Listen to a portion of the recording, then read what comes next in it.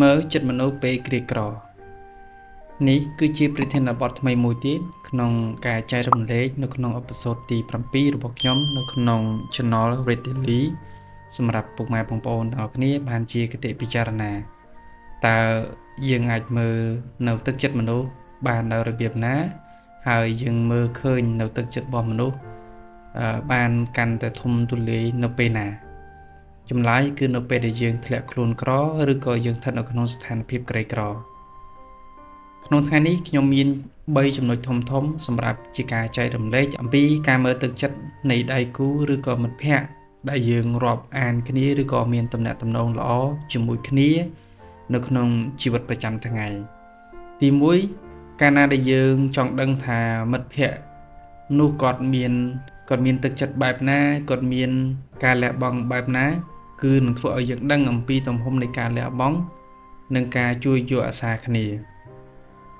នៅក្នុងចំណុចនេះយើងមាន3ចំណុចធំទី1គឺយើងនិយាយអំពីពេលវេលាហើយទី2គឺយើងនិយាយអំពីថវិកាហើយទី3គឺយើងនិយាយអំពីកម្លាំងកាយនិងកម្លាំងចិត្ត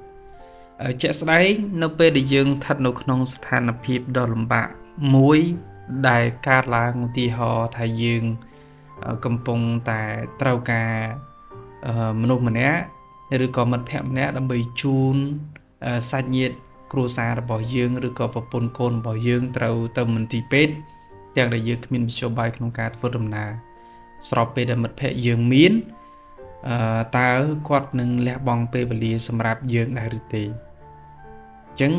កាលណាបើសិនជាគាត់លះបង់ពេលវេលាគាត់មិនមានពេលវេលាគ្រប់គ្រាន់ក្នុងការជួយប៉ុន្តែគាត់ជួយជាថវិកាគាត់ជួយជំរុញលើកទឹកចិត្តឬក៏ជួយខ្នះខ្នែងនៅក្នុងការបំពេញការងារបែបហ្នឹងយើងនឹងដឹងអំពីទំហំនៃការលះបង់តើទំហំនៃការលះបង់របស់គាត់ហ្នឹងកម្រិតណានៅក្នុងភាពជាមិត្តភាពរវាងដៃគូនិងដៃគូឬក៏មិត្តភក្តិហ្នឹងបាទចំណុចទី2យើងនឹងដឹងថាគាត់គឺជាមិត្តពិតប្រាកដឬក៏មិត្តប្លន់មានន័យថាមិត្តคล้ายคล้ายព្រោះក្នុងព្រះពុទ្ធសាសនាលោកបង្រៀនច្រើនអំពីការសម្គាល់នឹងមិត្តប៉ុន្តែថ្ងៃនេះខ្ញុំនិយាយតែ2ទេគឺមិត្តមួយចំនួនគឺគាត់ពូកែតែសម្ដីទេមានន័យថានៅពេលដែលយើងជួបជុំគ្នាយើងកំពុងតែសប្បាយសប្បាយជាមួយគ្នាគឺគាត់មានសម្ដីហ្នឹងគឺពូកែក្នុងការវោហារសាស្ត្រប៉ុន្តែធៀបពិតនៅពេលដែលយើងមានតម្រូវការជាក់ស្ដែងគឺគាត់អត់បានចូលរួមជាមួយនឹងយើងទេនេះជាចំណុចទី1ហើយមានមិត្តខ្លះទៀតគាត់គេហៅថាឆ្អិនក្បាលស៊ីក្បាលឆ្អិនកតុយស៊ីកតុយមានន័យថាគាត់មើលឃើញតែពីប្រយោជន៍ទេបាទគាត់មើលឃើញតែពីប្រយោជន៍មើលឃើញតែពីអ្វីដែលជាផលចំណេញសម្រាប់គ្រួសាររបស់គាត់ឬក៏ខ្លួនគាត់តែប៉ុណ្ណោះទោះបីជាយើងជាមិត្តភក្តិធ្លាប់រាប់អានគ្នារាប់ឆ្នាំមកក៏យ៉ាងណាក៏ដោយបើសិនជាយើងធ្លាក់ក្នុងស្ថានភាពលំបាកហើយគឺគាត់អត់បានជួយយើងបន្តទៀតទេអញ្ចឹងយើងនឹងដឹងថាគាត់ជាមិត្តពិតប្រាកដឬក៏ជាមិត្តប្លន់ចំណុចទី3យើងកាន់តែដឹងច្បាស់អំពីទំនាក់ទំនងដែរព្រោះ